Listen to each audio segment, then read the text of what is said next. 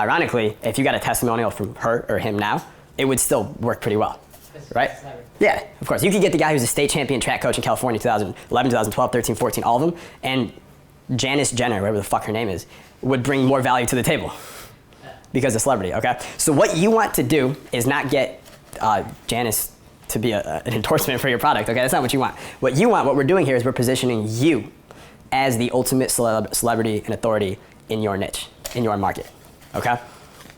That's what we're doing in this indoctrination sequence. So someone enters this new world, right? If they're gonna listen to you, if they're gonna be compliant with what you're telling them to do, because in any form, right? So when I was 15 years old, I started training basketball players. By the time I was 17, I was training NBA players, okay? In Detroit, in St. Cecilia's gym, which is like the worst part of Detroit's bad, and that's like the worst part. But I'd be there, 17 years old, little white kid, weighed 120 pounds soaking wet, but I'm training NBA players because I had very good talent for it.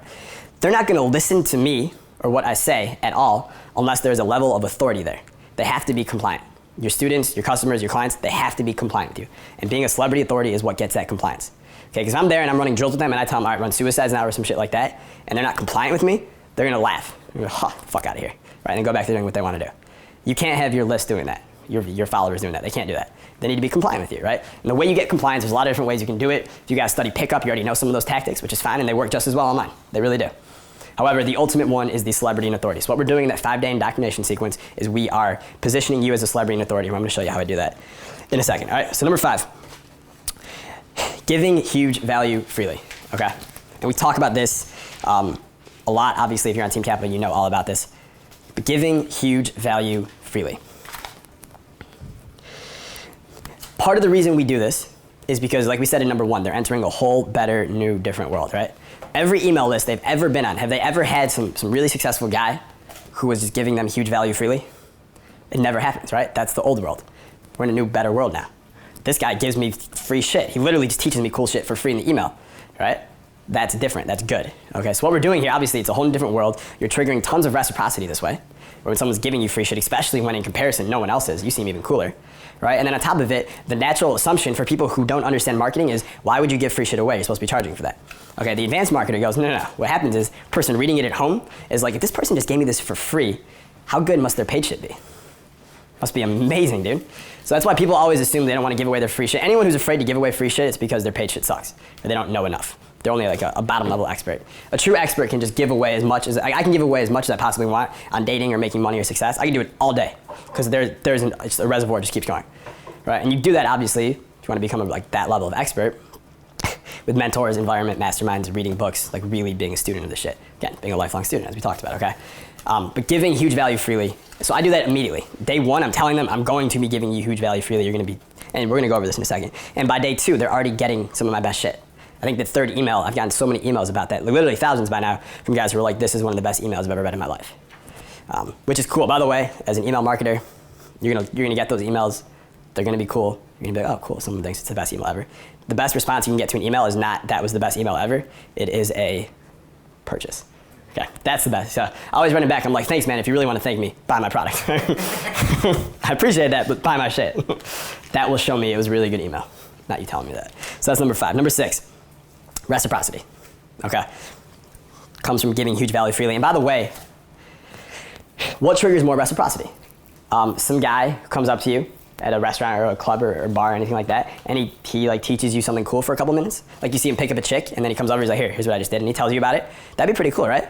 But really, what if 50 Cent came up to you and talked to you for a minute in that place and everyone saw, and then 50 Cent left? Which one is gonna trigger more reciprocity in your mind? 50 Cent. 50 Cent, right? He didn't actually give you more like actionable info, right? But because his status is higher, right? He doesn't have to do as much. Because his status is higher, him saying what up is far more valuable than some guy who no one knows his status. Does that make sense, everybody? Okay. What's that? Yeah, of course. I'm his manager. Well, I used to be before he went bankrupt, right? But like, that's, so you have to understand, when you position yourself as a celebrity authority, it becomes significantly easier to trigger reciprocity. So when no one knew who I was writing 4,000 word emails that were amazing, right? But now I can write 800 words and get the same effect, okay? So they vary together. So that's number 7. Excuse me, number 6. Number 7, call it mission indoctrination, okay? Mission indoctrination. So in those first 5 days of that indoctrination sequence, you need to be indoctrinating them into your already ongoing, already almost full mission, So when you sign up for Team Capital, you get it almost right away, right? There is a fucking mission going on. I'm on a mission to get a million fucking badasses to get what they want, when they want, with who they want.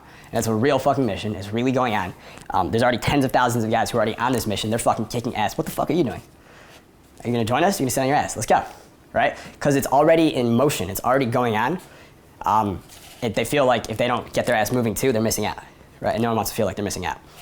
And on top of it, when you have a real mission, like a greater purpose like that, and you're constantly indoctrinating your people into it, you have it's almost like you have the free pass for the rest of your life on selling them as much as you want or as many products as you want, right? Most people who have lists out there and are marketers and stuff like that, they have like 2, 3, 4, 5, 6 products. Okay, and they're almost like hesitant to sell sometimes because I don't want to sell to them every single day. I want to sometimes balance it out with promotions and also like good content emails and shit like that. And I'm like, no, dude, you can't. You don't want to reduce it to some linear thing, right? I want it all integrated. I want to be promoting and giving huge value. Everything's always going on at the same time. But because I have this mission where I'm on a mission to get a million guys what they want, when they want, with who they want, every new product I release is important because it's going to help that guy get even closer to that step of getting what he wants, when he wants, with who he wants. So every product is related to the mission. So if anyone's like, oh, you just want money, I'm like, no, I don't want money, dude. It's about the mission, right? And of course I want the money, but it's also about the mission. It's about both. So when you have that mission, it instantly, that's part of making this a whole new, better, different world. Does everyone get that? Okay. Most people don't get that. Does everyone see how this is like direct response marketing mixed with like true like leadership kind of shit? Like it's like an army. That's really how I look at it. So that's number 7. Number 8, your hero story. Okay. So in your indoctrination sequence, you need the hero story. Okay, so your hero story is, you're gonna have many different kind of variations of it. You're gonna have many different hero stories, okay? But you gotta pick which one is really like your rags to riches story. That's really what it's gonna be. Who here knows my hero story? Everyone knows it, okay? Anyone wanna recite it for me real quick? You came from Michigan, you were to basketball, you didn't get laid, you're a 21-year-old virgin. You come out to Hey, San Diego. I was 20. It was like 2 weeks before my 21st birthday. Yeah. So you come out to San Diego and you start making friends, and you move up to Los Angeles and become a straight badass. There you go. I mean, I was kind of a badass before, I guess I wasn't. That is exactly it, though. Okay, so he literally has that all memorized. If I asked him, can you name 12 elements on the chart from like physics, could you do that? Yeah. Fuck no. I literally, we were recording a video before, and I was like, H2O, CO2, that's all that I know. Like, that's really it, okay? And the reason for that is our brains remember stories and we forget facts. All right, and I'll do it again just because it's so much fun to do. Do you remember all the classes you took in high school, or like 10th grade? No. Do you remember anything about math class? I remember I slept in it. You slept in it, okay. But if I tell you to name 3 characters from Seinfeld, can you do that right now? No. Well, I mean, I know. Who has actually seen an episode of Seinfeld recently? Name the characters. George, Elaine, Kramer. Beautiful. You can keep going, right? Yeah, Jerry. Soup Nazi, Soup Nazi. Newman, we could go all day. When's the last time you watched an episode of Seinfeld? Maybe yesterday. Was it really? Yeah. Oh shit, you're still on it. Okay. So for me, it's probably been 10 years, but I could still tell you about almost every episode. Okay. The reason for that is we remember characters and we remember stories and we forget facts. So he can recite my whole hero story. One, because it is a true story, it is my real story. But if they're gonna so when you have your email list and you guys are reading emails and shit like that, you want them always keenly aware of your hero story. Okay. So you're gonna be telling it to them. You should probably be telling it once a week in your broadcast. Right? And you definitely want it at least twice in your 5-day indoctrination sequence. Okay? And you want to tell it differently a little bit every time, but what's going to happen is one of the greatest mistakes that marketers make is they tell their hero story, maybe in their follow-up sequence, maybe in a couple videos or their big video sales letter or shit like that, but then they stop telling it. Because they're like, well, I already told it 3 fucking times, why do I have to tell it again? No, dude, you need to probably be telling it at least once a week for the rest of your life. Okay? Like a stand-up comedian, okay? Do you think he told, like, he has some perfect bit he worked on for, like, let's say it's a whole 60-minute show, right? And he's worked on it for 2 years. You've done a lot of stand-up, right? He worked on it for 2 years, and he's got it done perfectly, Yeah. right? And he goes on stage in LA, San Diego, Orange County, and he kills it at all of them, right? By the time he's done in San Diego at the 3rd one, do you think he's like, all right, well, I already did it 3 fucking times. That's enough. I'm going to go create a new one before I go to Austin, Texas tomorrow? Or he's going to tell the same thing, the same story, with the same, literally, verbiage and the same timing as many times as he can, right? As if it's the first time. Every single time, as if it's the first time. Yeah. That's like a rule with all comedians, Yes. right? Okay. It is the same way with your hero story. Okay? Who here follows Tony Robbins at all? Okay. I love Tony. Great guy, right? Who here has heard his story? Marina Del Rey, right? 400. I literally know his apartment was 410 square feet. I wasn't there. How the fuck do I know that? Because I remember his hero story, right? I know that he 38 pounds overweight, right? Watching soap operas. Then he talks about how he just got so fed up with being broke in this mediocre life that he runs outside onto Venice Beach and he sprints as fast as he can for a whole mile, and he creates this, he goes, boom, he goes, this rapid state change, and that was it. And I said to myself, and he's got his whole thing, and I command my subconscious, he's got a whole story with it, right? You know exactly the story. What he doesn't tell you is he probably racked a couple lines in the apartment before he went sprinting a mile on the beach. It's not a very typical thing for someone to get all fired up like that, right? I'm pretty sure that he left out some things there. It's not important though. What's important is obviously, one, it is based on truth, right? It's embellished, I'm sure. Your hero story will always be slightly embellished. That's fine. There's no hero story out there that's not embellished. And literally what happens is you can even tell it truthfully, and people are gonna embellish it for you. So you don't, like, it's the way people think, that's just how they do stuff. But Tony tells this story every single time he's on stage. Okay, I think he goes on stage 150 times a year. So he's telling it 150 times for the last 35 years. He's probably told this story 4,000 times. He will tell it at least once a week for the rest of his life, okay? So you gotta be telling your hero story over and over and over again. I need to be telling it more often. I don't even tell it enough, okay? And sometimes I tell it in a simple paragraph. I'll say something like, it's like, and I don't say this to brag, right? Like I remember back in the day when I used to just dream about having 9s and 10s pursue me, and now every day I wake up and there's a different one in my bed. Life is amazing, right? That's literally a hero story in a second. No details or anything, but it's just, my life used to suck, now it's amazing. Here's the thing that did it for me by now, okay?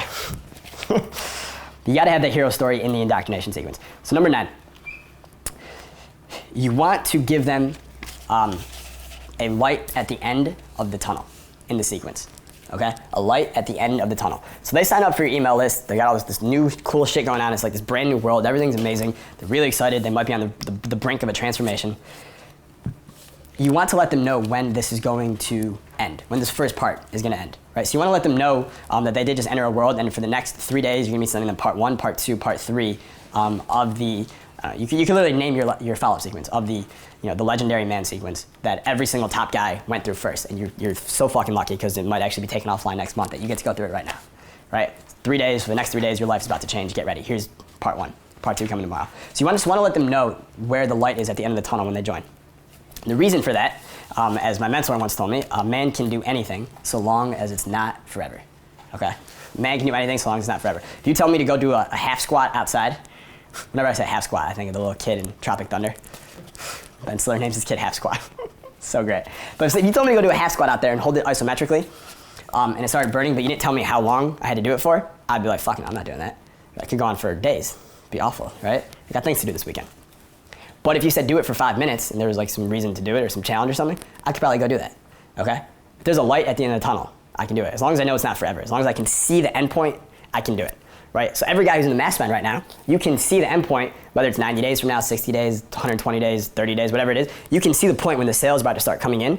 That's what's going to keep you going, okay? If you didn't have that thing where you can see, once this product's done in the first affiliate mails, or I get the surge of traffic, and I know it's gonna happen, because you can see it and you're working towards that point, you can do it. If you couldn't see that and you're just building for no reason, or you didn't know when things were gonna happen and it was totally random, you won't be able to do it, okay? So you wanna give your followers a light at the end of the tunnel. The other reason you wanna do this is a little secret psychology reason, is what you're really doing here is you're building more compliance with them. Okay, you're building more compliance with them. It's almost like a false time constraint in the opening sequence of your indoctrination. So you're telling them it's gonna go on for the next 3 days, right? And it's gonna be fucking amazing, and you're promising them all these rewards and incentives that they're gonna get by the time they get there, the things they're gonna learn, how great it's gonna be, all the benefits and promises. So you get them to do it, but once you get them to start those first 3 days and they get that momentum going, what you've really done is you've got them hooked, right? So you could even do at the end of that indoctrination sequence, you could put another one in there that says, okay, well, this next 3-part series over the next 3 days is even better than the last. Guys have said this about it, it's gonna do these things for you, get ready kind of thing. But really what you're doing is you're building more momentum, more compliance. But yeah. And what's good about it is everyone here who's taking notes, everyone at home, you're gonna be having different light bulbs go off based on your own experiences in your marketing career and what you've read so far. So like if I were to compare everyone's notes right now, they'd be completely different, even though we've all been hearing the same things. Everyone get that? Okay, that's how it should be, it's good. So number 10, you want your indoctrination sequence and what you're talking about in there connected to your front end offer throughout it, okay? So we're not just indoctrinating them into the mission, into this whole new world, and these amazing things that are gonna happen, but there is a profitable purpose behind all of it. Okay, so you want your indoctrination sequence connected to the front end offer. So whatever marketing funnel that you run, you need to know what your money offer is, where it starts. What is the first purchase, the point of entry for your new lead? Okay, so with Jason Capital Dating, it's Make Women Want You. That is our flagship offer. That's our front end offer. So your front end offer should typically be lower end, can be anywhere from 10 to $100 is probably good, right? And that's the first purchase they're gonna make. So, and yes, because it's lower end, you're gonna get more sales, it's easier to get them to make that first purchase. And in 2015, the way the market is right now online, people are more skeptical than ever.